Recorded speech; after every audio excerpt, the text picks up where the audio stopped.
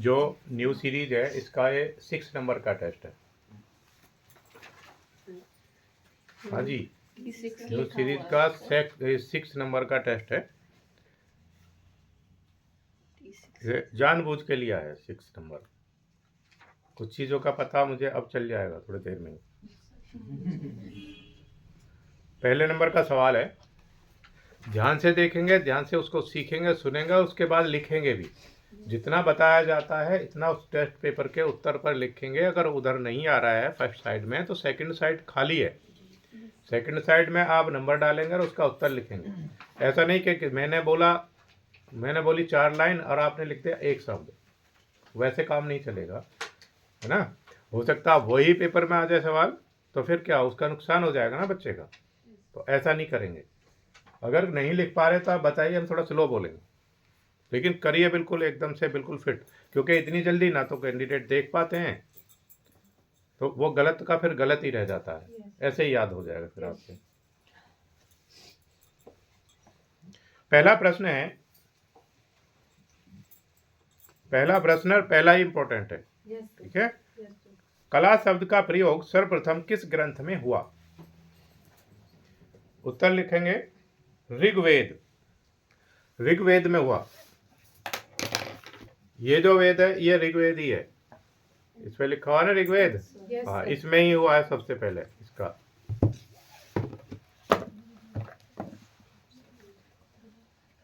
लिखेंगे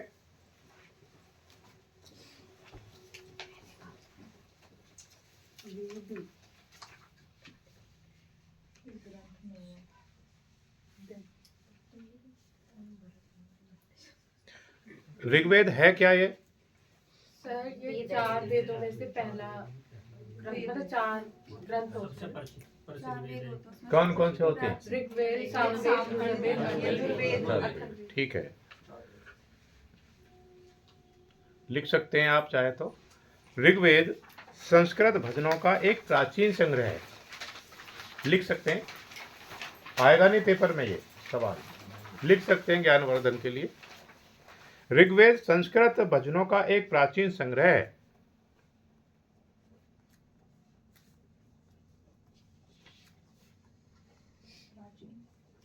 प्राचीन संग्रह है।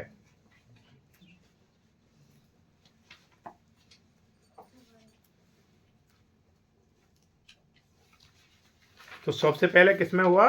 ऋग्वेद में हुआ। ऋग्वेद के बाद किसमें हुआ फिर? लिख लो। हाँ, भरत मुनि के नाट्य शास्त्र में हुआ, फिर कामसूत्र में भी हुआ, फिर शुक्र नीति में भी हुआ। हाँ, फिर सब में ही होता गया, ठीक है।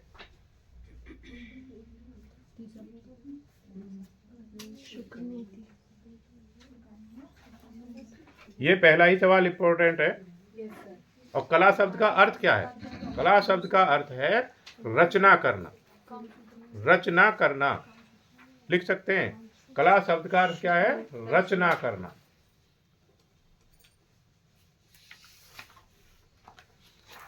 सवाल आएगा जरूर भाई।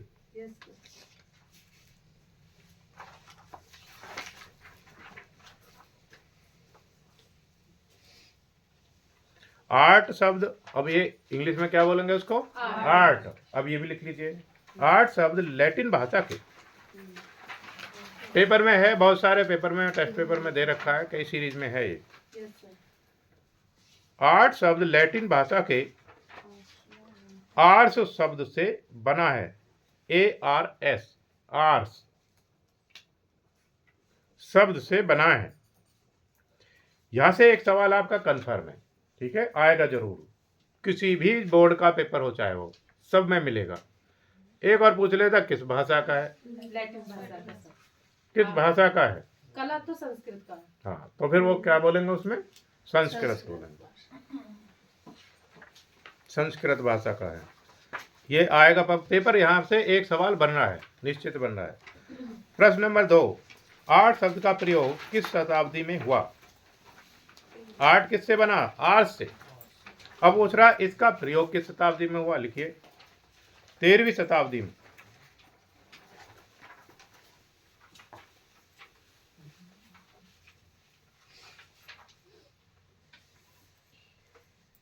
13वीं शताब्दी में जो पांडुलिपियां बनी थी सबसे पहले उनमें हुआ था। पांडुलिपि किसे कहते हैं? जो हाथ से लिखी जाती थी, हाथ से बनाई जाती थी, वो पांडुलिपि। तो सबसे पहले 8 शब्द का प्रयोग किसमें हुआ? 13वीं शताब्दी में जो पांडुलिपि लिखी गई थी उनमें।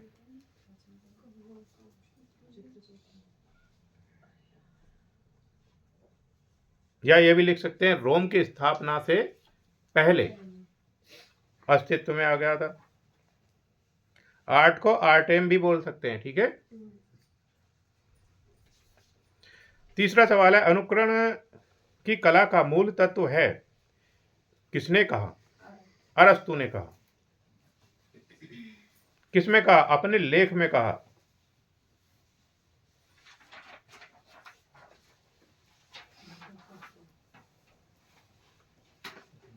अरस्तु ने अपने लेख में कहा।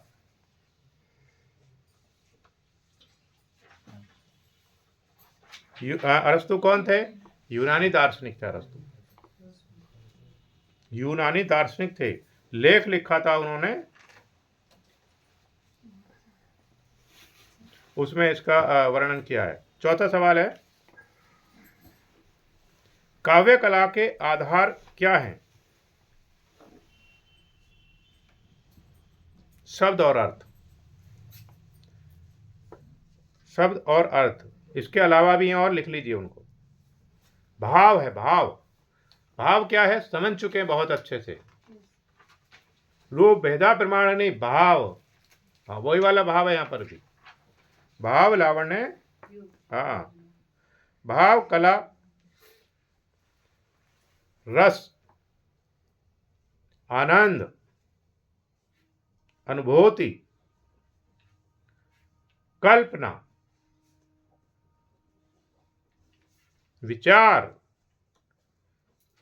संदेश, बुद्धि।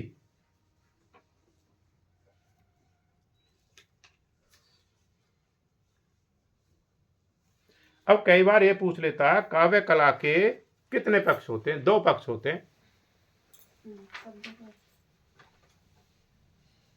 काव्य पक्ष और भाव पक्ष। 2 होते हैं, काव्य पक्ष और भाव पक्ष। प्रश्न नंबर 5 है, विष्णु धर्मोत्थ पुराण के रचनाकार कौन है? मार्कंडेय मुनि। चित्रलक्षण का रचना काल क्या माना जाता है?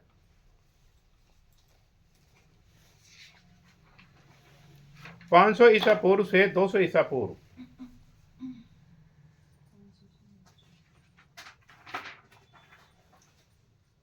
किसके द्वारा लिखा गया था ये?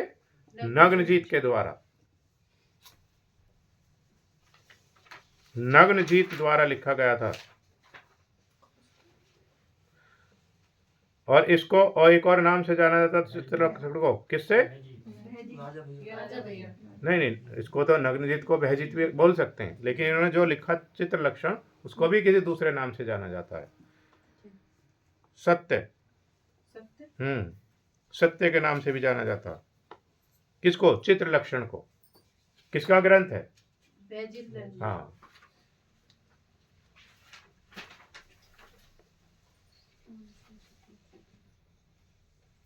अगला सवाल है, चित्रसूत्र कितने भागों में विभक्त है?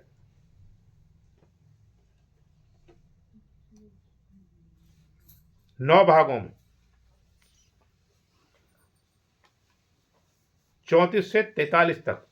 34 से 43 तक लिख सकते हैं इसको। सॉरी, 35 से 43 तक।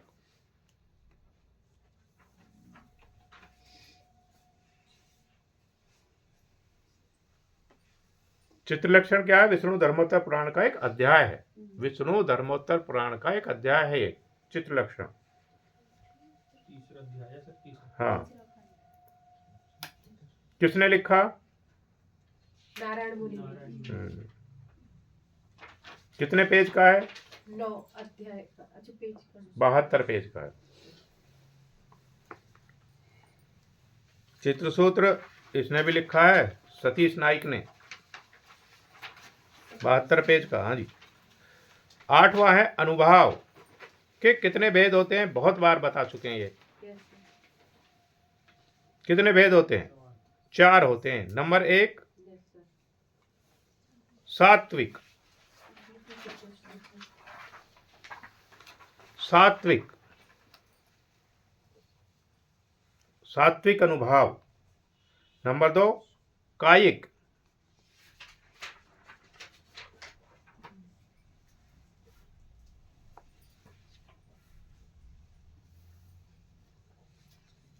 नंबर 3 मानसिक।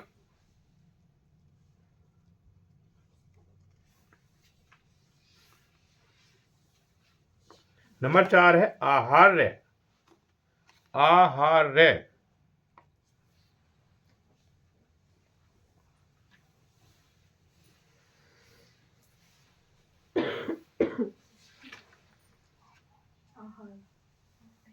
जो पहला है सात्विक, सात्विक में क्या है, अपने आप होने वाली चेष्टाएं होती हैं उसमें ज़्यादा वो सात्विक है, जो अपने आप हो रही हैं चेष्टाएं। दूसरा लिखा है मैंने कायिक। कायिक अनुभाव, ये शरीर से जुड़ी चेष्टाएं होती हैं, जैसे हाथ पैरों को चलाना। हाथ पैरों को चलाना, जैसे हम भी चलाते हैं हाथ पैर, ओके। या आँखों को और भौहों को चलाना। भौहों को चलाने से क्या होता है, बात हो जाती है। इसलिए हम बोलते हैं टेस्ट में, अगर बात कर रहे हैं तो हम ही से बात करेंगे, हमें पता है, क्योंकि कलाकार हैं सभी, वो बात पहुंचा देते तुरंत। भौहों से ही सब कुछ बात हो जाएगी, तो उनकी भी एक भाषा होती है।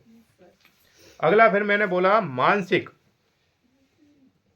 तीसरा बोला था ना? Yes, sir. हाँ, मानसिक। इसमें क्या है, हर्ष, उल्लास, खुशी, मजाक, दुख, ये सब इसके अंतर्गत आएंगे। हर्ष उल्लास कैसा, जैसे विशेष मौके पर हर्ष, खुशी का, जैसे मान लीजिए शादी है, विवाह है, जन्मदिन है, या कोई अन्य खुशी का पर्व है। जैसे आप खुशी का पर्व मनाना चाहते हैं, जैसे ही सिलेक्शन होगा क्या मनाएंगे, खुशी मनाएंगे ना, तो वो किसके अंतर्गत आएगा, मानसिक अनुभव के अंतर्गत आएगा। अब जैसे मान लिया हंसी मजाक है, जैसे आपस में हंसी मजाक कर लेते हैं, किसके लिए, हंसने के लिए, ताकि जो हंसने से क्या होता है, माइंड हमारा एकदम से फ्रेश हो जाता है। जो सारे तंत्रिका तंत्र वो सुकड़ा हुआ रहता है, वो क्या है, हंसने से एकदम से पुनः खुल जाता है, जैसे एकदम से बिल्कुल साफ हो जाता है, और पुनः दोबारा से वो काम करना शुरू कर देता है। हंसना बेहद जरूरी है। Yes, sir. फिर मैंने बोला दुख। दुख कैसे, जैसे किसी घटना से दुख हो गया। यस, आहार्य नहीं, इसी में अभी तो मानसिक में बता रहे हैं ना। दुख, चिंता। चिंता कैसे करेंगे, जैसे आप चिंतित हैं, ठीक है, आप भी चिंतित हैं, Yes, sir. लेकिन उससे समाधान क्या है, कुछ नहीं, उससे समाधान कुछ नहीं होने वाला। फिर मैंने लिखा था आहार्य अनुभाव। इसमें क्या है, मन में उत्पन्न होने वाले भाव आते हैं, जैसे श्रृंगार करना। जैसे कोई श्रृंगार करके आपके सामने आया, तो आपके मन में क्या आ जाएगा, भाव आ जाएगा। मतलब अपने आप ही आपके मन में भाव आएगा, अच्छा ये करने के बाद कहीं अच्छा दावत में जा रहे हैं, कहीं आ जाएगा ना, तो वो भाव आ जाएगा। वो किसके अंतर्गत आएगा, आहार्य अनुभाव के अंतर्गत आएगा। यानी कि आपके मन में अपने आप ही आ जाए, वो किसी को लाने की जरूरत नहीं है। फिर उसमें क्या है, जो है पसंद के कपड़े पहनना, ये भी आहार्य के अंतर्गत आएगा। अनुभाव के 2 भेद हो सकते हैं, इच्छित और अनिच्छित। यानी एक अपनी इच्छा से, एक जब हमारी इच्छा ना हो तब, 2 भाव हो सकते हैं इसके। अब लिखिएगा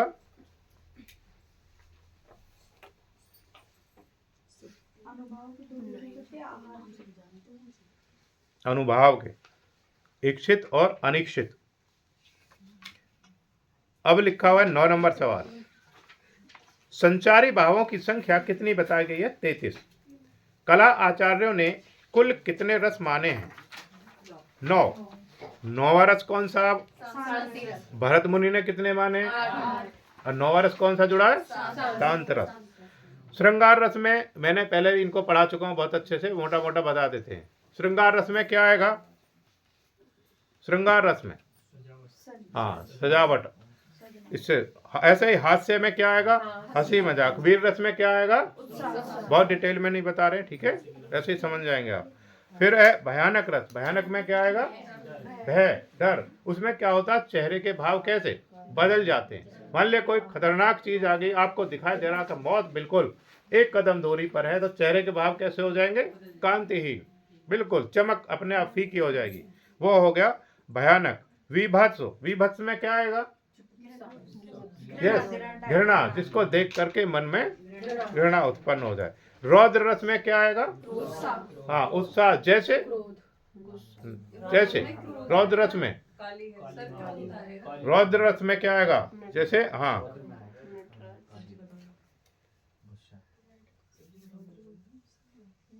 विभत्स रौद्र में आ गया, हाँ गुस्सा आ गया, जैसे हाँ कालिका है। फिर अद्भुत, विश्व में, जिसको देख करके एकदम से आश्चर्य हो जाए। अच्छा, अब विश्व में आपको क्या करना, आपको विश्व में ही करना है, किसी को नहीं बताना क्या कर रहे हैं, लेकिन जैसे चमकेंगे एकदम से सबको क्या हो जाएगा, विश्व में आश्चर्य हो जाएगा, तो वो वाला। फिर है शांत, शांत में क्या होगा, निर्वेद, बिल्कुल शांत, बिल्कुल सीधे। तो ये रसें हैं, इनके सबके अलग अलग भाव हैं। जैसे मैंने एक छोटा सा उदाहरण पहले भी बताया था, जैसे आप जूस की दुकान पे जाकर के जूस पीते हैं, हर एक जूस का टेस्ट एक जैसा होगा, हाँ, तो बिल्कुल ठीक वैसे ही हैं। जितने भी रस हैं इनके क्या हैं, भाव अलग अलग हैं सबके। जैसे रस एक जैसे हो नहीं सकते, तो ये भी तो रस ही तो हैं, हाँ, तो इनके भाव कैसे हो जाएंगे एक जैसे, सबके अलग अलग हैं। आगे है करुण रस। करुण रस क्या है, हाँ, जैसे एक मैंने चित्र दिखा था पिएटा, कौन था, हाँ, उसमें कौन सा रस है, पिएटा, हाँ, करुण रस है। तो ऐसे उदाहरण दे करके, अभी यहीं पे नहीं, जहां पर भी लिखने का मौका मिलता, कुछ भी करते, तो इतना बढ़िया से लिखिएगा उदाहरण दे करके, उदाहरण भी ऐसा बिल्कुल 100% सटीक, जैसे पिएटा का ही है, तो उसको समझने की जरूरत नहीं है। 10 का सवाल है तो 10 में 10 ही देगा वो, एक भी नंबर नहीं करता, लेकिन आप में थोड़ी क्वालिटी होनी चाहिए उसके बारे में जानने की। जब पीसीएस का लिखते हैं तो वो ऐसी ही क्वालिटी चाहते हैं, वो यही क्वालिटी चाहते हैं कि बिल्कुल सटीक दिया है एकदम से, और उदाहरण भी ऐसा दिया है विश्व प्रसिद्ध है, जो एकदम से समझ में आ जाए। जो चेकर होता है ना, उसके माइंड के तार है ना, एकदम से झंझना जाते हैं उससे, उसका दिमाग खुल जाता है एकदम से, फिर वो पूरी कॉपी भी नहीं पढ़ता, पूरे नंबर भी देता है। तो इस तरीके से लिखिए, मतलब इफेक्टिव लिखिए एकदम से।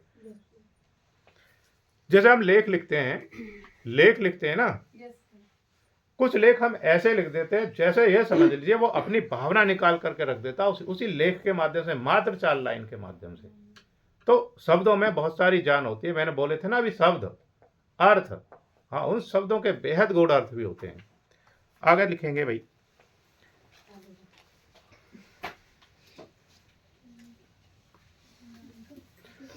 एलोरा गुफा का निर्माण किस शताब्दी से लेकर और कब तक हुआ, 600 से 1000 ईसा के काल में हुआ था, या 6ठी से 10वीं शताब्दी लिखा तो भी आप उसको ठीक कर देंगे।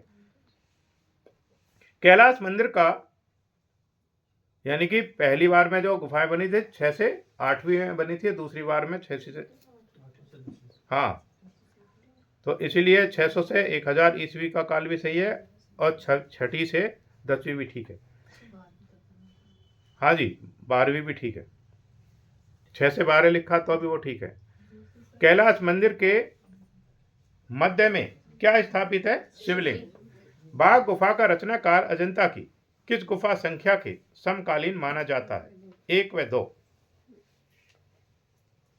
किस शताब्दी में बनी है, 5वीं और 5वीं से 7वीं शताब्दी के मध्य बनी थी, और गुप्त काल में बनी थी। गुप्त काल को कैसा काल कहा जाता है, स्वर्ण काल, गुड। जिला तंजौर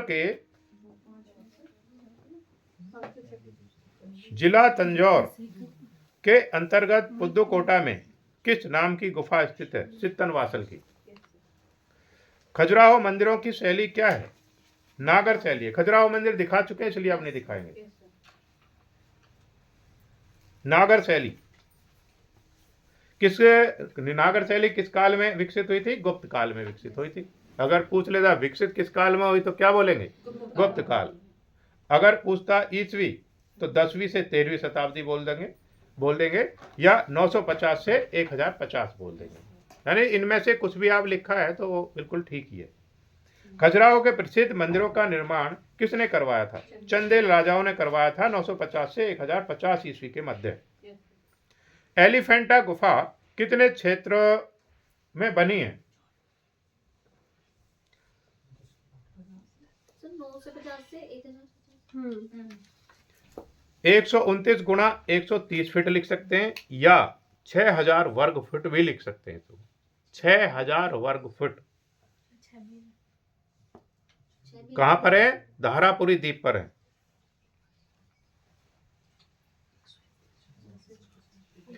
त्रिमूर्ति की लंबाई चौड़ाई क्या है? 24 गुणा 17 फीट।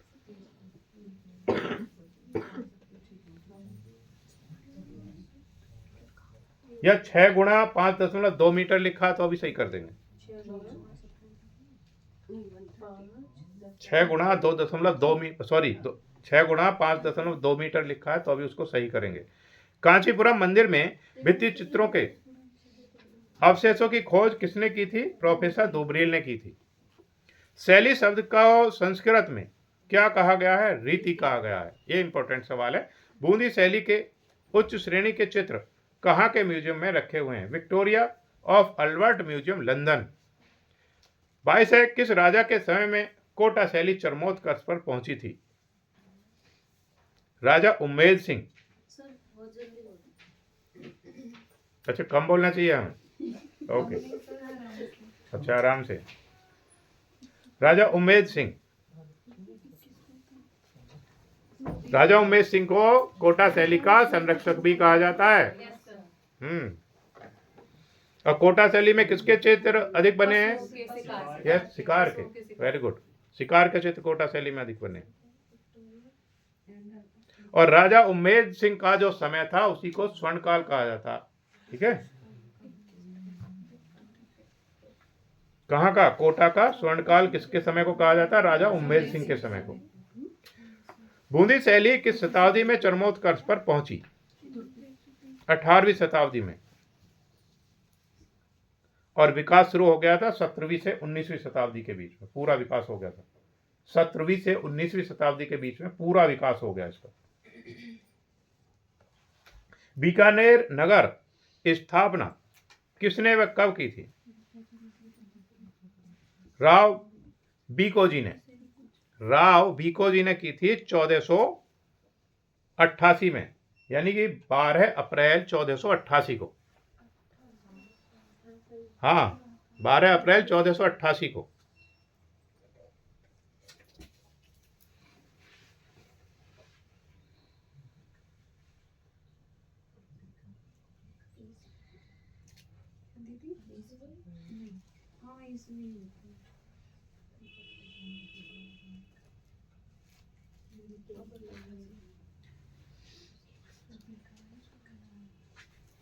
यहाँ बीकानेर के क्या प्रसिद्ध है? ऊंट प्रसिद्ध है।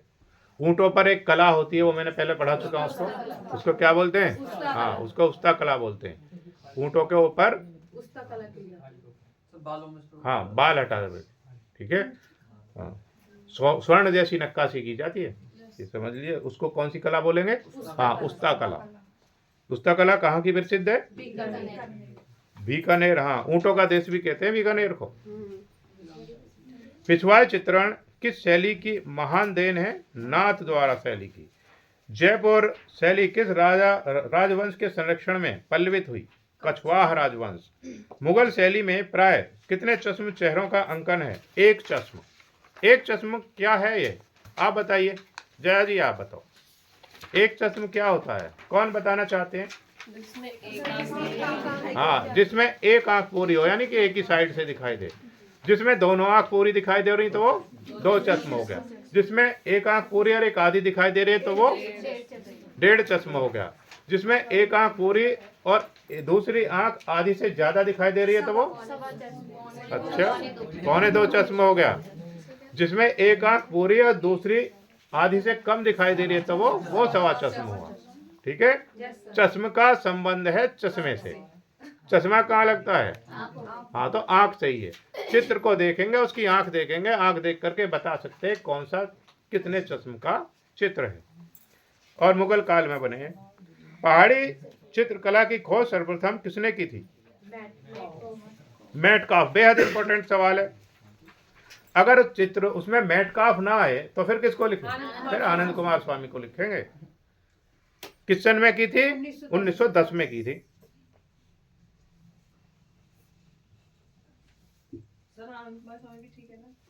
हाँ, लेकिन दूसरे नंबर पर ठीक है।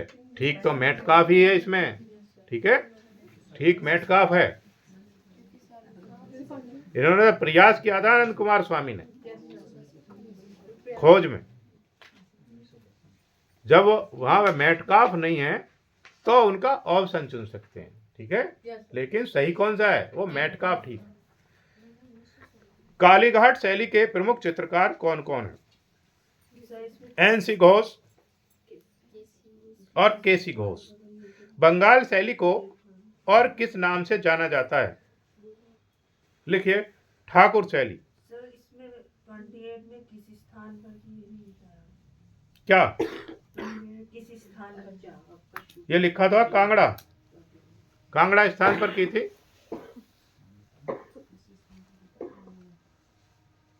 मेटकॉफ ने की थी और कहां पर? कांगड़ा में की थी। 1910 में की थी। आएगा पेपर में, निश्चित सवाल है। कालीघाट शैली के लिख लिया। 30 नंबर सवाल देखेंगे। बंगाल शैली को और किस नाम से जाना जाता है? ठाकुर शैली या अवनींद्रनाथ शैली भी बोलते हैं इसे, क्योंकि अवनींद्रनाथ ठाकुर के नाम पे क्या बोलते हैं? ठाकुर शैली बोलते हैं। अवनींद्रनाथ शैली बोल सकते हैं। कोई दिक्कत है उसमें? कुछ भी दिक्कत नहीं है। पुनरुत्थान शैली। हाँ, लिख लीजिए जी, पुनरुत्थान शैली बोलते हैं। दीपा ने बता दिया एकदम। हाँ, भारतीय कला शैली भी बोलते हैं। बिल्कुल, बंगाल स्कूल शैली भी बोलते हैं।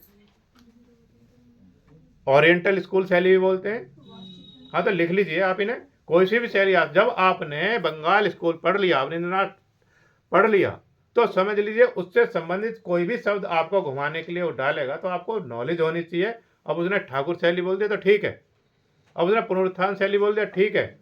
अब उसने ओरिएंटल स्कूल बोल दिया तो ठीक है। बंगाल स्कूल बोल दिया तो ठीक है। अरे भाई, उसी के तो रूप में पर्यायवाची उसने करके तुम्हें भ्रमित करने के लिए ऐसा सवाल दे दिया। अब आप क्या है? अड़ी गए एक पर। नहीं, ठाकुर शैली है, पुनरुत्थान हो ही नहीं सकता। तो क्या है? फिर आप गलत हैं। सवाल बिल्कुल ठीक है। सवाल बहुत सोच समझ करके बनाए जाते हैं। बाई चांस से कोई गलत लिख जाए, ठीक है, तो आप अपना दिमाग चलाइए। सवाल को गलत निर्धारित करने में मत लगिए।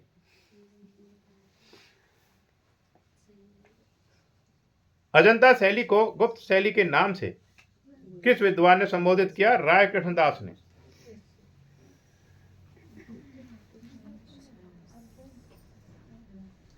जैन शैली इतिहासकार बताते हैं कि राय कृष्णदास ने संबोधित किया था। ठीक है। जैन शैली के चित्रों की पृष्ठभूमि कैसी थी? गहरी लाल। राजस्थानी शैली के समकालीन शैली कौन सी थी? मुगल शैली। मेवाड़ शैली के प्रमुख संरक्षक कौन थे? महाराणा कुंभा। राग रागनी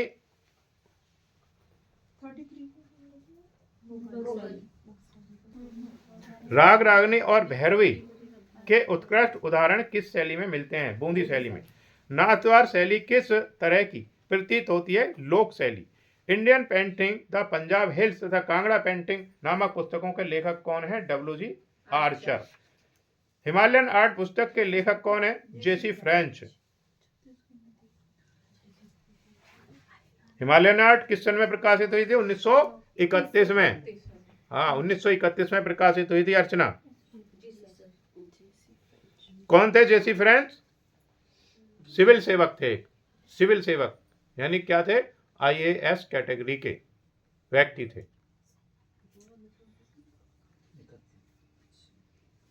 और ये जो जे.सी. फ्रेंच की हिमालयन आर्ट सबसे प्रसिद्ध किताब है इनकी। किसके संबंध में लिखी है? हिमालय की वादियों की कलाओं के संबंध में लिखी है। उनकी सुंदरता के विषय में लिखी है। वहाँ के वातावरण के विषय में लिखी है। सब कुछ इन्होंने वहाँ पर उकेर दिया। तो सबसे प्रसिद्ध पुस्तक है ये। 39 नंबर सवाल है, बोस्टन म्यूजियम कहाँ पर स्थित है? कहाँ पर स्थित है भाई? लंदन में नहीं है, अमेरिका में ही है, नॉर्थ अमेरिका में। हाँ, संयुक्त राष्ट्रीय अमेरिका के बोस्टन शहर में।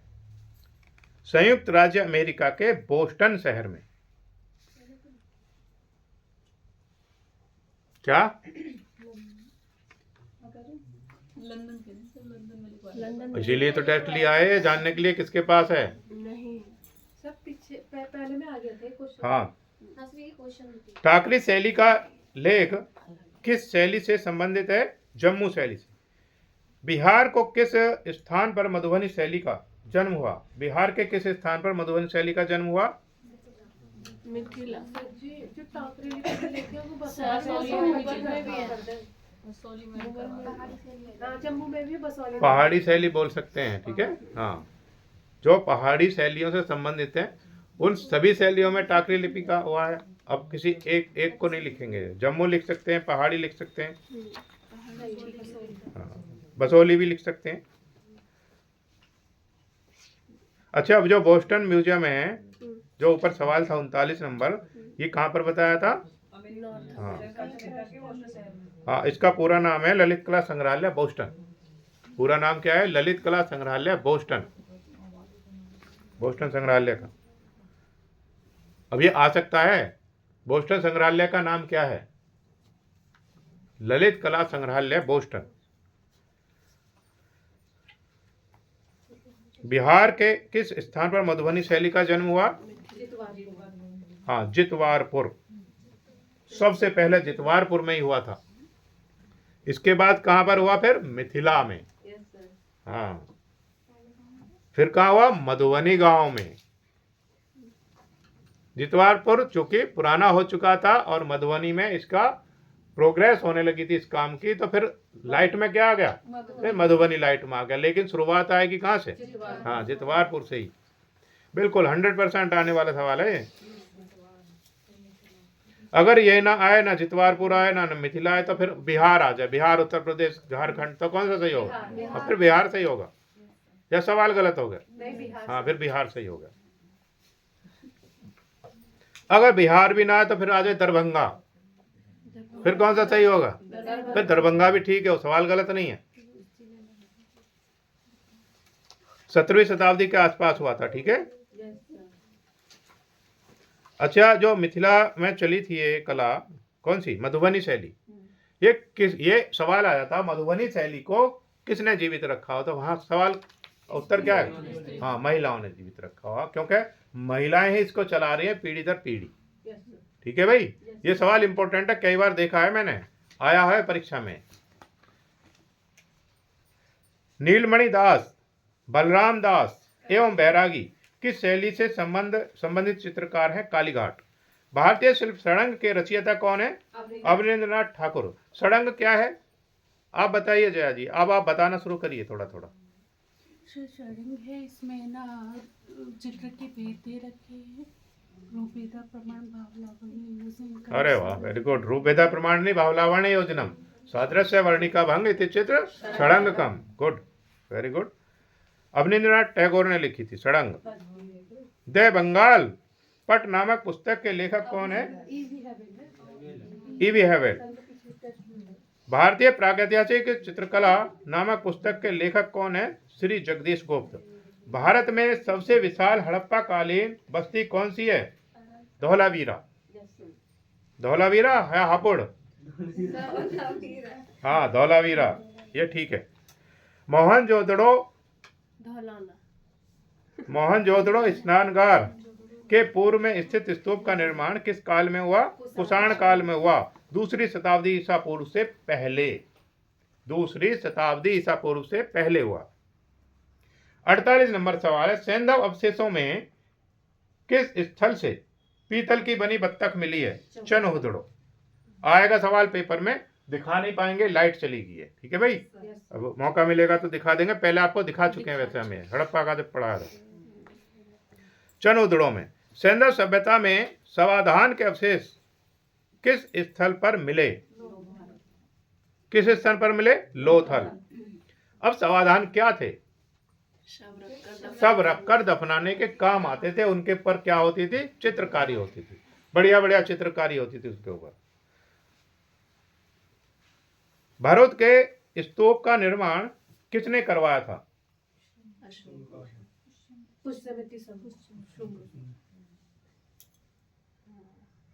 किसने करवाया था भाई? पुष्यमित्र शुंग ने करवाया था। ये तो इतिहासकारों ने लिखा हुआ है, पुष्यमित्र शुंग ने करवाए थे। किसने लिखा? ये इतिहासकारों ने लिखा, भी निश्चित कर दिया है उसी ने ही बनवाए थे। ठीक है, लेकिन कई जगह किसका नाम आया था? अगर पुष्यमित्र सिंह शुंग उसमें नहीं आता तो फिर किसका आएगा? फिर अशोक का आएगा। तो ये नहीं करना है, सवाल गलत आ गया था सर पेपर में, इसलिए ये गलत हो गया उसमें। फिर अशोक बिल्कुल ठीक है। सर मैंने अशोक लिखा है। तो ठीक कर दो।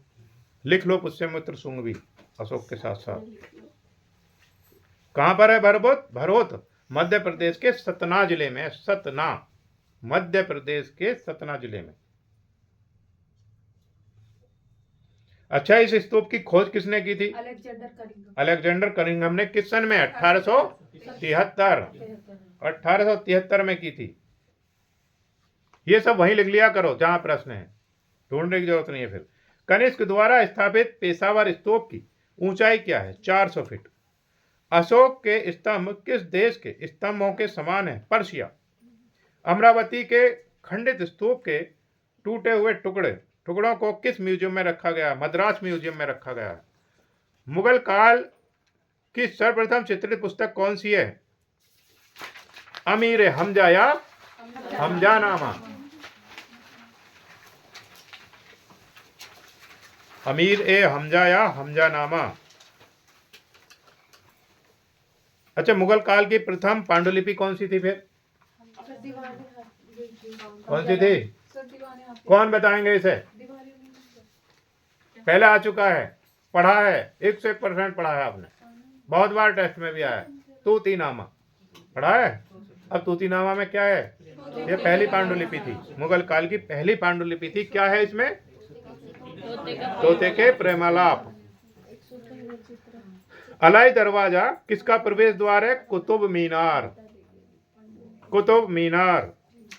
वह मुसलमान विजेता जिसने हिंदू देवी आकृति वाले सिक्के चलाए थे? मोहम्मद गौरी ने।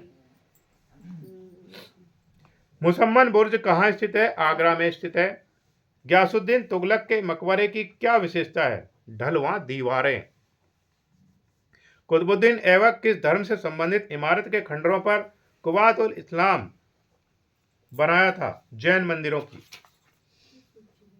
जैन मंदिर। सराय बनाने की प्रथा सर्वप्रथम किसने शुरू की थी? शेरशाह सूरी ने। इंडियन सोसाइटी ऑफ आर्ट के प्रथम संस्थापक कौन थे? 100% सवाल आएगा लॉर्ड किंचनर। इसके बाद अगर लॉर्ड किंचनर नहीं है सवाल में तो अवनींद्रनाथ ठाकुर 1907 में। कहां पर? कोलकाता।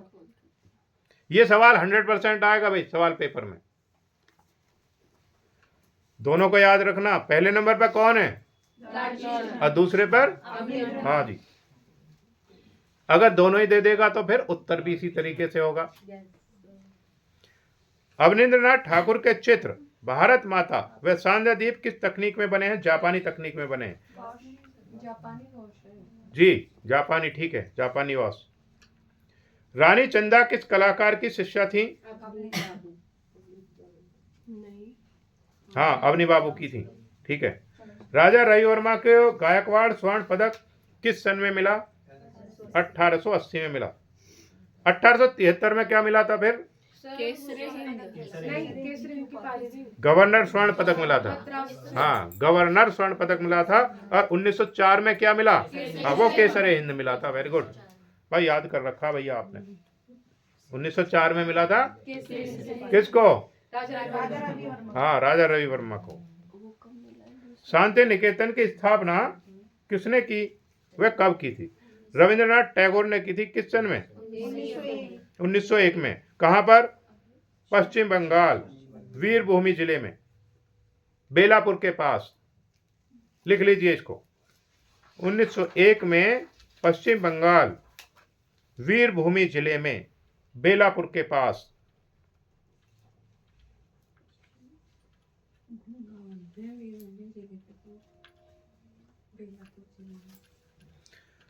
और रविंद्रनाथ टैगोर ने फिर 1919 में किसकी स्थापना की थी? हाँ, उसी के अंदर शांति निकेतन के अंदर क्या कला भवन की स्थापना की थी। 1921 में क्या करा था फिर? हाँ, विश्व भारती विश्वविद्यालय का दर्जा मिल गया था। विश्व भारती विश्वविद्यालय का दर्जा मिल गया था। भारतीय कला का पैगाम्बर, तीनों डेट इंपॉर्टेंट है, तीनों में से एक सवाल आएगा इसमें से। भारतीय कला का पैगाम्बर पाश्चात्य कला समीक्षकों ने किसे कहा? यामिनी राय को कहा। महात्मा गांधी ने राष्ट्रवादी कलाकार किसको संबोधित किया? 100% आएगा, यामिनी राय को ही कहा। अमृता शेरगिल मुख्य रूप से किस कलाकार से प्रभावित थीं? पॉल गॉगविन। कहाँ के थे? फ्रांस के थे। वैन गॉग से भी थी, लेकिन दूसरे नंबर पर थी। ठीक है, पॉल सेजान से भी थी, और यामिनी राय से। हाँ, और हेनरी मातिस से भी थी। रथ पर राजा और रानी किसने चित्रित किया?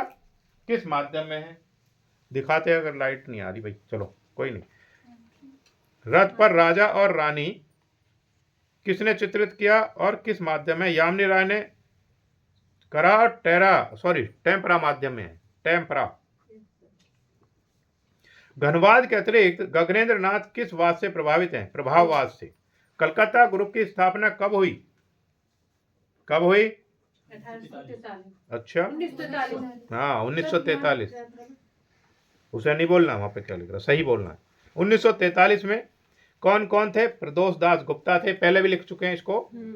गोपाल घोष थे, निरोध मजूमदार थे, रथेन मित्रा थे, पारितोष सेन थे, और कौन थे?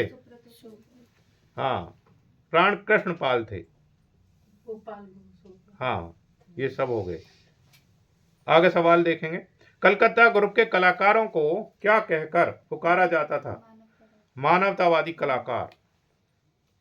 बिंदुओं के मध्य में रेखीय प्रभाव को क्या कहते हैं? अनुभूत रेखाएं। अनुभूत रेखाएं।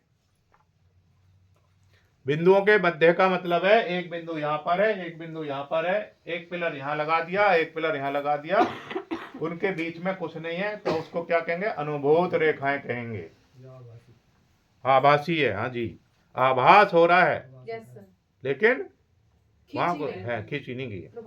हाँ, आभास हो रहा है, वहां पे अनुभूति हो रही है, अनुभूत रेखाएं इसीलिए बोलते हैं। भारत की धरातल की बनावट क्या कहलाती है? पोत। पदार्थ यानी रंग की मुख्य रंगतें कौन कौन सी होती हैं? इसमें थोड़ा गलत छप रहा है, ये पदार्थ लिख रहा है, पदार्थ रंग को कहा है यहाँ पर कि मुख्य, ये क्या लिख दिया? हाँ, ये मुख्य रंगतें हैं, मिस्टेक हो रही है इसमें। रंगतें कौन सी हैं? हाँ, लाल पीली नीली, लाल पीली नीली। सही कर लो प्रश्न को, इंपॉर्टेंट सवाल है, पेपर में ही आएगा। और पीला और नीला रंग मिलाने से क्या बनता है? हरा रंग बनता है। ब्रोकन कलर का प्रयोग अपने प्रकृति चित्रों के लिए किस पाश्चात्य कलाकार द्वारा सर्वप्रथम हुआ? कांस्टेबल।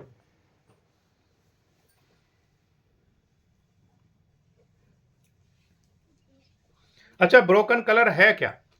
ब्रोकन कलर में क्या होता है? जैसे यहां पे मैंने कैनवास लगा दिया, ठीक है। अब मैंने आपको टूल्स दिखाए थे, टूल्स कला के। एक दिखा था स्पैचुला या नाइफ, या इसके जो वो यंत्र होते हैं उनसे डायरेक्ट कलर लगाएंगे और उनसे लगा देंगे, या डायरेक्ट कलर उसी पे लगाएंगे। उसके बाद जो इसके यंत्र हैं कला के, उनसे उसको फैलाएंगे और डिजाइन बना देंगे, उसको कहेंगे ब्रोकन कलर। यानी कि उसको वहीं पे मिलाएंगे, अलग से कहीं नहीं मिलाने की जरूरत है। अब उसमें प्लेट का प्रयोग कर सकते हैं, चाकू का प्रयोग कर सकते हैं, और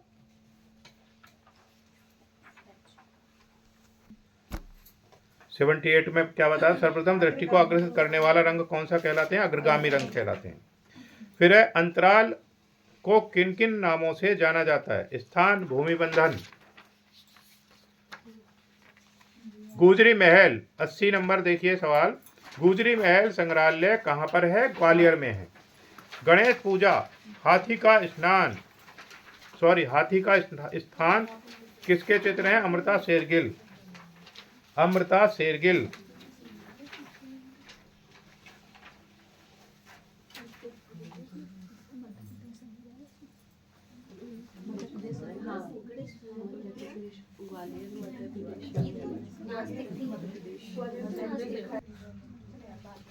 यह है रेड क्ले एलिफेंट। ये हो गया हाथी का स्थान। हाथी का स्थान। आगे देखेंगे, अमृता शेरगिल के चित्र हैं। गणेश पूजा, हाथी का स्थान किसके चित्र हैं? अमृता शेरगिल के। ईशा व शिष्य किसने चित्रित किया? यामिनी राय ने। बीसी सान्याल का जन्म कब व कहाँ हुआ? असम में 1902 में हुआ। रंगों का सम्राट कहकर किसको पुकारा जाता है? 101% आएगा भाई सवाल ये। किसको पुकारा जाता है? हाँ, अब्दुल रहमान चगताई। और दूसरे नंबर पर राजा रवि वर्मा। राजा रवि वर्मा को Indian father of modern art भी कहा जाता है। Indian father of modern art, Raja Ravi Varma को। कांट्रा पत्रिका के संपादक कौन है? हाँ, जगदीश स्वामीनाथन, जे स्वामीनाथन। मूक भी जिसका रसास्वादन कर ले वह कला है, यह उक्ति कहाँ पाई गई है? शुक्र नीति। नृत्य संगीत की दृष्टिकरण है, यह उक्ति किसकी है? सुमन लेंगर की। सुमन लेंगर। स्टडीज ऑफ चाइल्डहुड नामक पुस्तक किसकी है? जेम्स ली। इंपॉर्टेंट सवाल है, जेम्स ली। एक पूर्ण चित्र में कितने ग्राउंड सतह हो सकते हैं? एक, हाँ 3। कौन कौन से?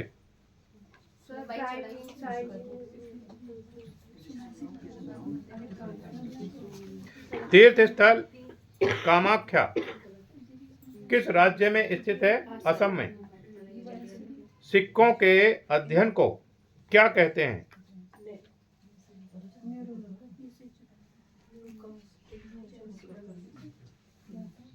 न्यूमिस्मेटिक्स या मुद्रा शास्त्र।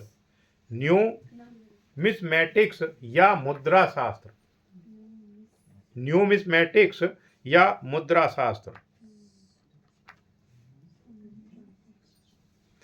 इसके मुद्रा शास्त्र के अंतर्गत कौन कौन से आएंगे?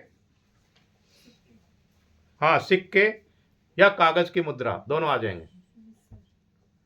और जो टोकन है, टोकन जो बैंक में मिलते हैं ना, ये भी इसी के अंतर्गत आएंगे। बैंक में मिलने वाला टोकन किसके? मुद्रा शास्त्र के अंतर्गत आता है।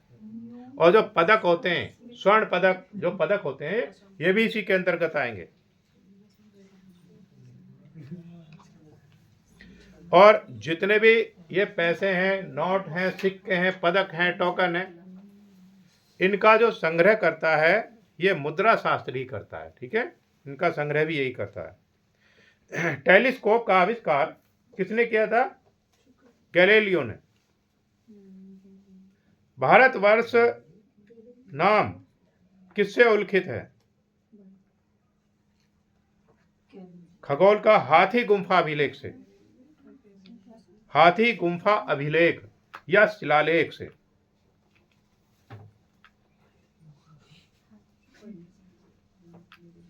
कहां पर है हाथी गुम्फा? उड़ीसा के भुवनेश्वर के पास। उड़ीसा के भुवनेश्वर के पास उदयगिरी पहाड़ियों पर बना है। उदयगिरी पहाड़ियों पर बना है।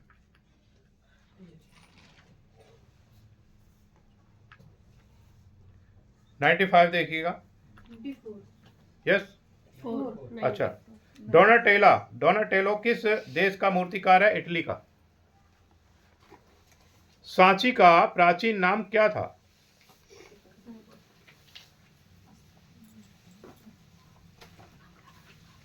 काकड़ांव। काकड़ांव या काकनाम या काकनाया।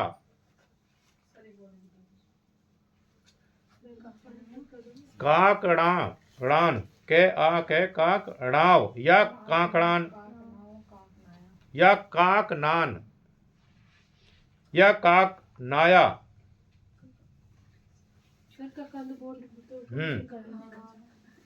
या काकनाद बोटा?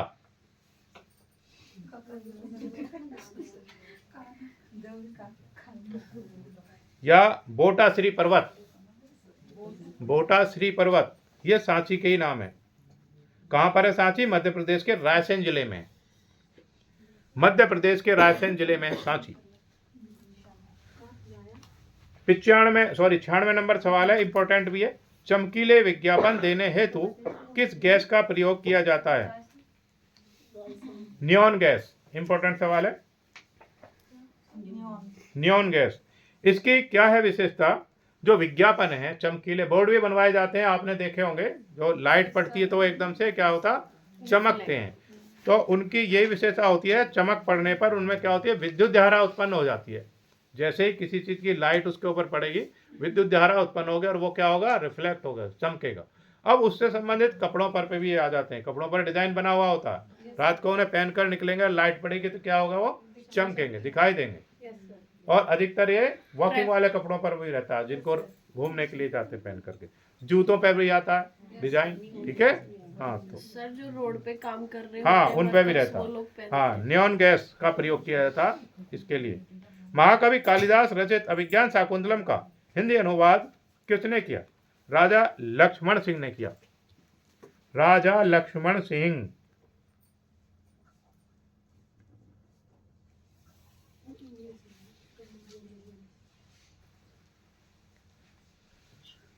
मौर्य काल का मानक सिक्का कौन सा था? पण। ये चांदी का सिक्का था।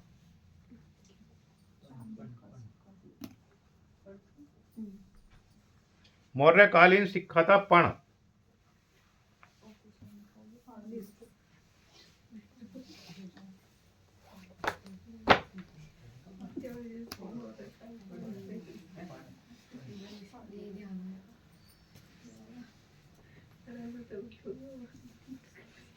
आगे देखेंगे, किस शैली के चित्र भड़कीले हैं तथा उनमें सुनहरे रंग की अधिकता है? अभ्रंश शैली। वे सिक्के कौन से होते हैं जिनका आकार अनिश्चित होता है? आहत सिक्के। आहत सिक्के। किस शैली के प्रासाद आयताकार होते हैं? द्रविड़ शैली के। किस शैली के प्रासाद महल वर्गाकार होते हैं? नागर शैली के। ये इनमें से एक सवाल आ जाएगा इस तरीके का। किस शैली के प्रासाद महल गोल होते हैं? बेसर शैली के। इन तीनों में से एक सवाल आएगा, कुछ भी। बेसर शैली का लक्षण पूछ लेगा, बेसर शैली का उदाहरण पूछ लेगा, नागर शैली का उदाहरण पूछ लेगा, है ना, या द्रविड़ शैली का उदाहरण पूछ लेगा। एक आएगा सवाल इनमें से। 104 नंबर सवाल है, धमेक स्तूप का निर्माण किस स्तूप के समीप हुआ? चौखंडी स्तूप। चौखंडी स्तूप। धर्म सूत्र ग्रंथ कहाँ छापा गया? चीन में। स्थानक किसे कहते हैं? स्थान को कहते हैं स्थानक, या खड़ी मूर्ति को कहते हैं। स्थानक का मतलब स्थान, स्थानक, एक स्थान पर। अब वह मूर्ति एक स्थान पर ही तो रहती है, तो मूर्ति भी कह सकते हैं, ठीक है। स्थानक का मतलब है जैसे हर चीज का एक निश्चित स्थान है, तो वो उसका क्या हो गया? स्थानक हो गया। जैसे ये है, इसका क्या हो गया? ये स्थानक हो गया। तो खड़ी प्रतिमा को इसलिए कहेंगे वो परिवर्तित नहीं है, वो वहां पे खड़ी है। हम्पी कहाँ की राजधानी है? तंजौर की। किस अभिलेख में जैन मूर्ति पूजा का प्राचीनतम प्रमाण मिलता है? हाथी गुम्फा अभिलेख में। हाथी गुम्फा अभिलेख में। अब ये लिखा है, हार्वेस्ट कर लो, इसे 109 में थोड़ा सा मिस्टेक हो रही है। हार्वेस्ट की मूर्ति किसने बनाई? राम किंकर बैज ने बनाई। राम किंकर बैज। इसमें लिखेंगे हार्वेस्ट मूर्ति। संथाल परिवार तो आपने पढ़ा होगा, हाँ, तो उसी के आसपास की है हार्वेस्ट मूर्ति।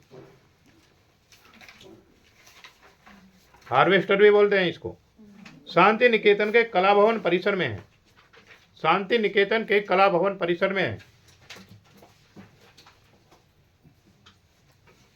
यह मूर्ति यह मूर्ति संथाल परिवार के सदस्यों को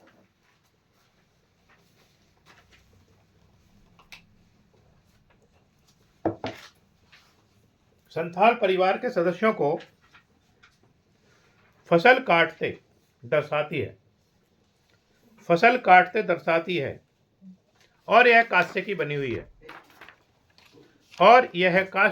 हुई है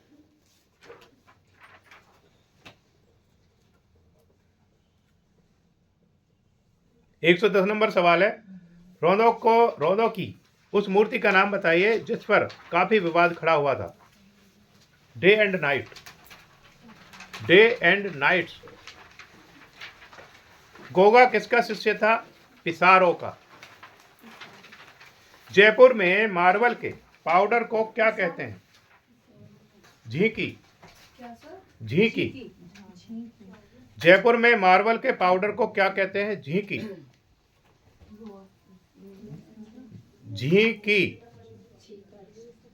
कला में शैलियां होती हैं, वहां केवल कलाकार होते हैं। ये किसने कहा? गुस्ताव कुर्वे ने कहा।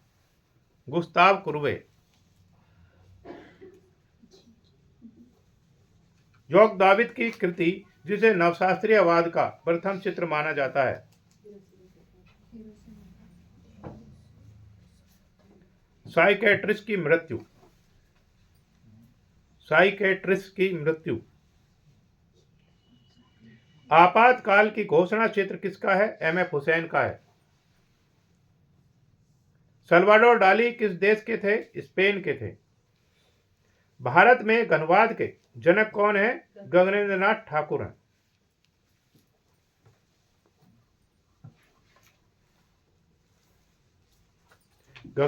ठाकुर हैं। भारत में घनवाद की जो शुरुआत थी 20वीं सदी में हुई थी। भारत में 20वीं सदी में हुई थी।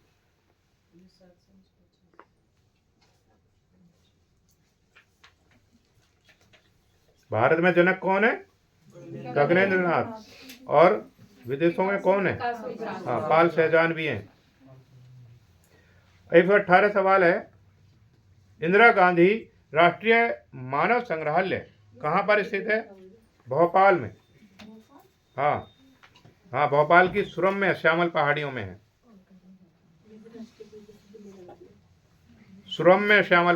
है। अगला है स्टैचू ऑफ लिबर्टी।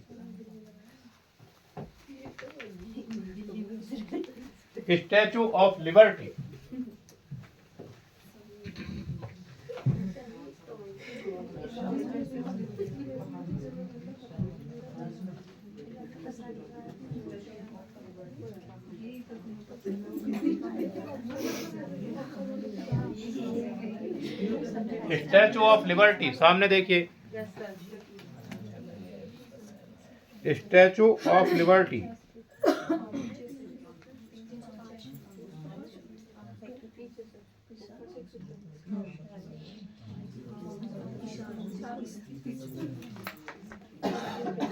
लिखिएगा भाई।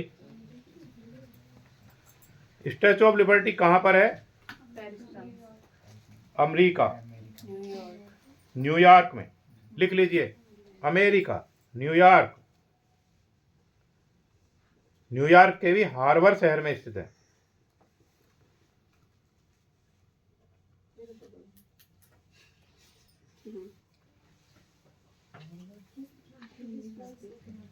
लिखिए और इसमें और लिखिए, अभी थोड़ा सा पीछे लिख लीजिए, चाहे या नीचे लिख लीजिए, नीचे जगह दे रखिए।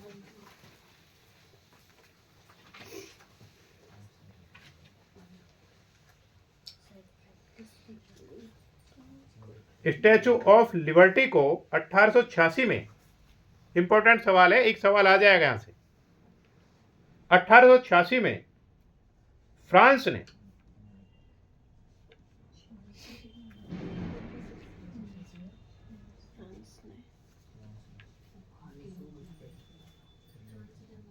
फ्रांस ने अमेरिका को उपहार में दिया था। ये मैंने आपको मैसेज लिख के भेज दिया था, जिसने पढ़ा होगा तो उनको पता होगा।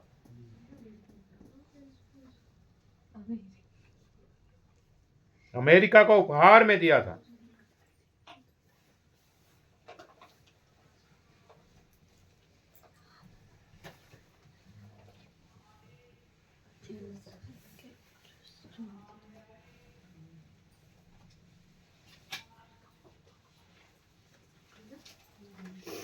स्टैचू ऑफ लिबर्टी को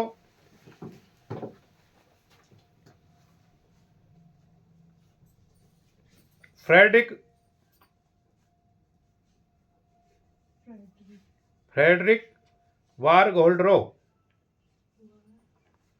वारगोल्ड्रो ने डिजाइन किया था। इंपॉर्टेंट सवाल है। वारगोल्ड्रो ने डिजाइन किया था, मैंने आपको भेज रखा, वहां से भी आप लिख सकते हैं।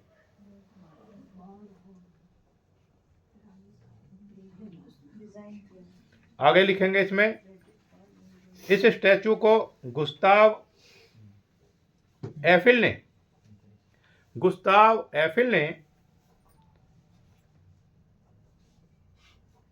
इसके आंतरिक ढांचे का निर्माण किया था।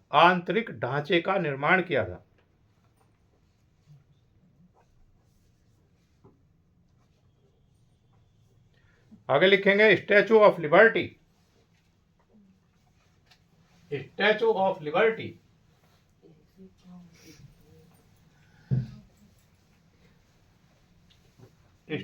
ऑफ लिबर्टी की मूर्ति 151 फीट लंबी है।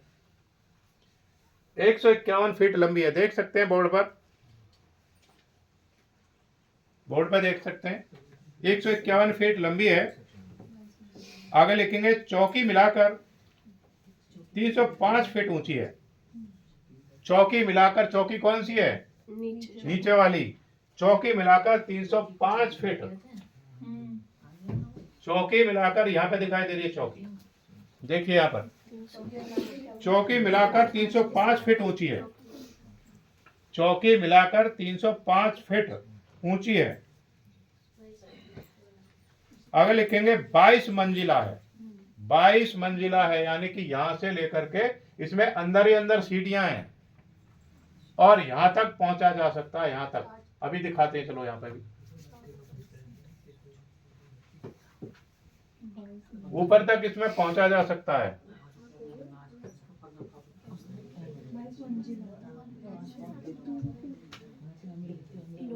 देखो इसमें इसका जो मुकुट है, मुकुट के अंदर से क्या है, लोग देख रहे हैं, हाय हेलो कर रहे हैं, ठीक है।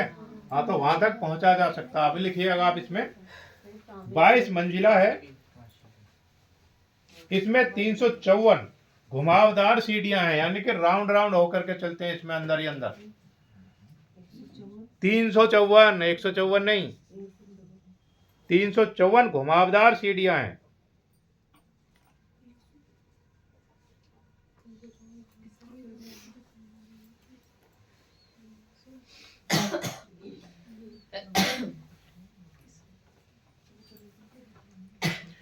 इसको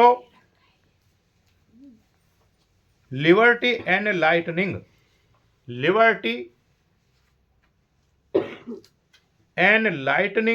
the world, liberty and lighting the world कहा जाता है।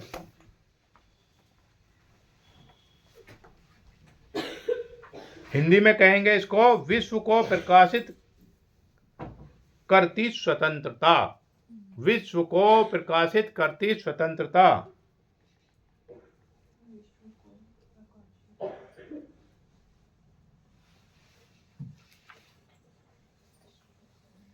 इनके एक हाथ में क्या है, देखिए, हाँ, एक हाथ में मसाल है। कौन से में?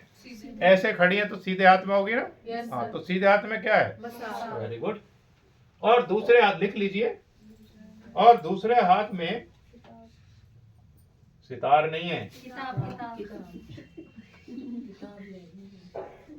ये क्या है? बुक, जिसको टैबलेट बोल सकते हैं। टैबलेट।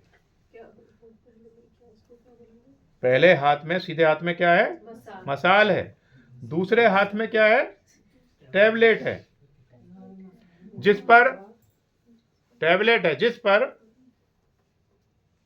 जुलाई 1776 लिखा हुआ है। जुलाई 1776 लिखा हुआ है। क्यों लिखा हुआ है? क्योंकि इस दिन अमेरिका की स्वतंत्रता की घोषणा हुई थी। अमेरिका की स्वतंत्रता की घोषणा हुई थी इस डेट में। इसीलिए इस पे लिखा हुआ जुलाई 1776।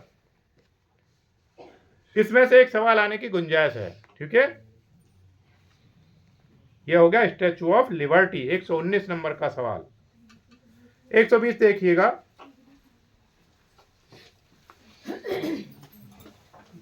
देखिए ये बेहद प्रसिद्ध है, बेहद प्रसिद्ध है। जहां पर क्या होता है, इसमें यहाँ लोग घूमने के लिए जाते हैं, और यहाँ से देखो यहाँ पर भी है, लोग यहाँ चढ़े हुए हैं, और यहाँ पे चढ़ते चढ़ते कहाँ तक जाते हैं, इसके मुकुट तक जाते हैं। किस लिए? अपना हौसला बढ़ाने के लिए। क्योंकि इनके हाथ में क्या है, पुस्तक है, टैबलेट है। टैबलेट पे क्या लिखा हुआ है? जुलाई 1776। उस दिन क्या हुआ था? स्वतंत्रता मिली थी। तो इसलिए लोग वहां पे इसके दर्शन करने के लिए जाते हैं, और लाखों की संख्या में हर साल लोग यहाँ पहुंचते हैं। सही काशी की बनी है भी। जी, काशी की बनी है। कहाँ से की है? अरे वाह, गुड। हाँ, कहाँ से की है? किस लिए जाते हैं यहाँ पर? हौसला बढ़ाने के लिए अपना। किसने दान किया था इसको? तो बाहर में दिया था, दान नहीं दिया था।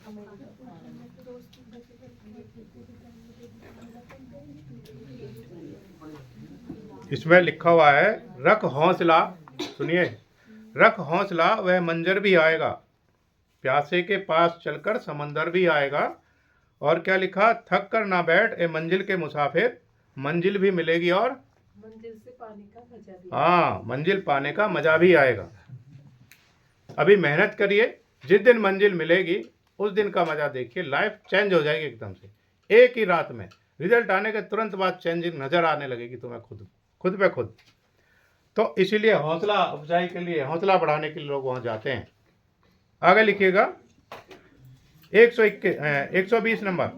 ओरना को दफन संस्कार नामक विशाल चित्र किसका है? कुर्बे का है।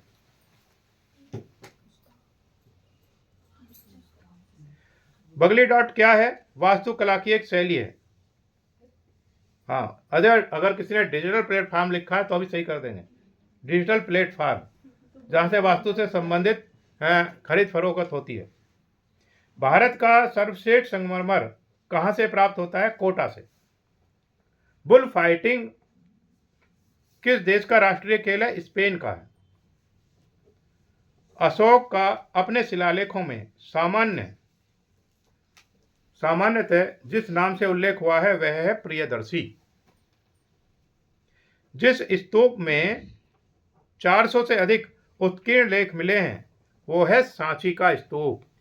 सांची का स्तूप हो।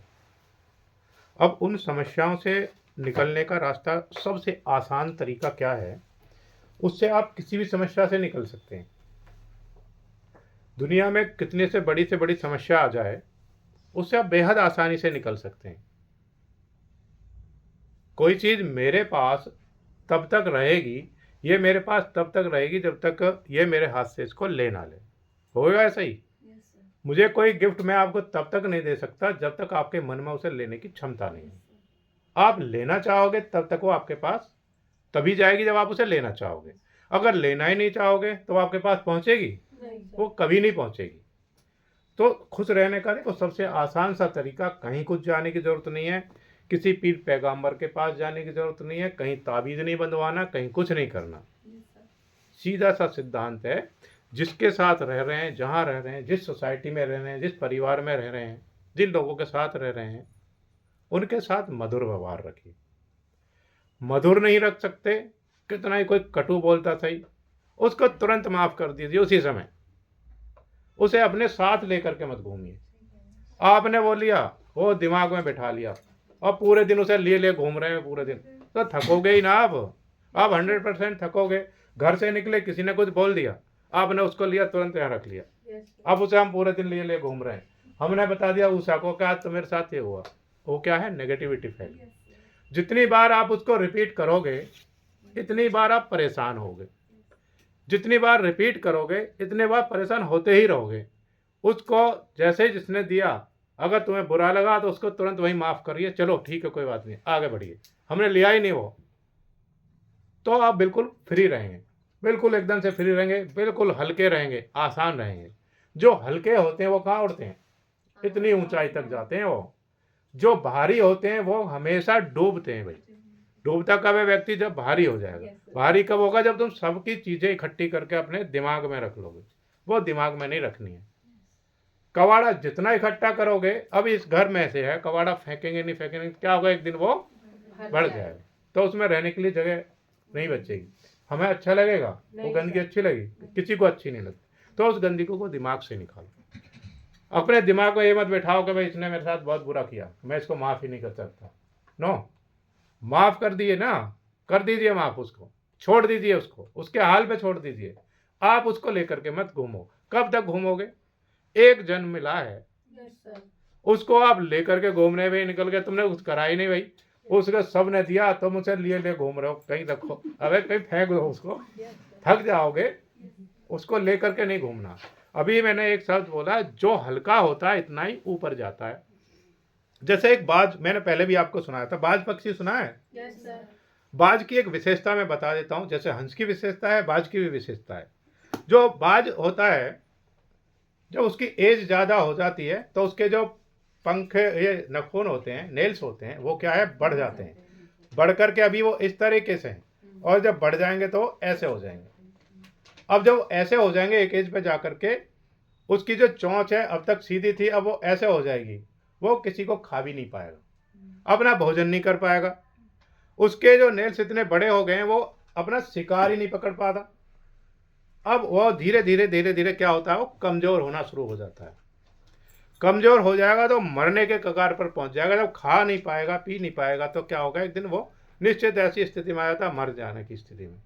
अब वो इतना बुद्धिमान जीव है, तो जब उसको लगता है तो जीवित नहीं रहेगा, तो वो एक ऊंची उड़ान उड़ता है। उड़ते उड़ते बड़ी निर्जन पहाड़ियों में चला जाता है। निर्जन पहाड़ियों में जाएगा, और जो वहाँ पर पहाड़ी होती हैं उन पर अपने पंजे घिसेगा। घिसने से क्या है, वो जो मुड़े हुए नीचे वो क्या है, टूट जाएंगे। चोंच को घिसेगा। इस जो पीड़ा है, जब जो ये इस प्रक्रिया को करेगा तो उसको बेइंतहा पीड़ा होती है। मतलब इतनी पीड़ा होती है उसको, वो सहन करता है। फिर भी उसको जब चोंच को घिसता है तो उसके मुंह से भी खून आता है, लेकिन उसको सहन करता है। जब हम सफलता की तरफ जाते हैं, बढ़ते हैं, तो हमें बेहद कष्ट होता है, बेहद। जो व्यक्ति उस कष्ट को सहन करता है वो कहाँ उड़ता हो, ऊपर उड़ता है। वो स्थिति बाज की है। अब उसने वो प्रक्रिया करी, करने के बाद वो फिर नए रूप में आ गया। उसकी चोंच भी सही होगी, उसके पंजे भी सही हो गए। दोबारा से फिर आता है, दोबारा से फिर वो अपनी उसी प्रक्रिया में लग जाता है, और कम से कम 20 से 30 साल और जीवित रहता है। और फिर वो अपना सही अपनी ऊंची उड़ान उड़ता है, फिर शिकार करता है। तो जो अगर हम किसी काम को कर रहे हैं तो हमें कष्ट से होकर के तो गुजरना पड़ता है। कोई ऐसा नहीं है कि ये प्रसाद है भाई, ये लो, ये ले लो आप। सबसे ज़्यादा आसान क्या होता है, प्रसाद ही होता है। तो प्रसाद थोड़ी है, ये कंपटीशन है। इसमें बैठने के लिए आपको ये प्रक्रिया से गुजरना पड़ेगा, आपको असफलता से होकर के गुजरना पड़ेगा। दुनिया का कोई ऐसा व्यक्ति नहीं है जो डायरेक्ट जिसने सफलता प्राप्त की हो, है कोई? देखिए ना आप, जिस दिन तो आपके लिए कोई नया रास्ता थोड़ी बनेगा कि भाई ये रास्ता है। सबके लिए रास्ता एक ही है, वो है मेहनत। मेहनत और मेहनत के अलावा कोई रास्ता नहीं है। तो आप बढ़िए और हल्के हो जाइए, बिल्कुल पूरे तरीके से हल्के हो जाइए। छोड़िए जिसको छोड़ सकते हैं, जिससे कष्ट हो रहा है उसको छोड़ दीजिए। अगर किसी के साथ बैठने मात्र से हमारा जो दिमाग है वो सड़ जा रहा है, तो हमें उस व्यक्ति को तुरंत छोड़ देना चाहिए। हमें कष्ट तो होगा, बेहद कष्ट होगा, लेकिन कष्ट के बाद क्या हुआ, बाज को उसने नया जीवन शुरू कर दिया। तो नया जीवन शुरू कर सकते हैं, और हल्के तब होंगे जब हम माफ़ करना सीखेंगे। हम माफ़ तो कर ही सकते हैं, माफ़ कर सकते हैं ना। और जो चीज़ हम कर सकते हैं उसे ही नहीं करते, और समस्या की जड़ फिर वहीं हो जाती है। तो माफ़ करना सीखिए भाई, माफ़ करिए, और अपनी तैयारी में लगिए, निरंतर तैयारी में लगिए। एक दिन सफलता मिलेगी, और 100% मिलेगी। ना मिलने का कोई ऑप्शन नहीं होता अगर आपने सही दिशा में तैयारी की है। तो जो टेस्ट पेपर है 125 में से आज कुछ बच्चों के ही अच्छे सवाल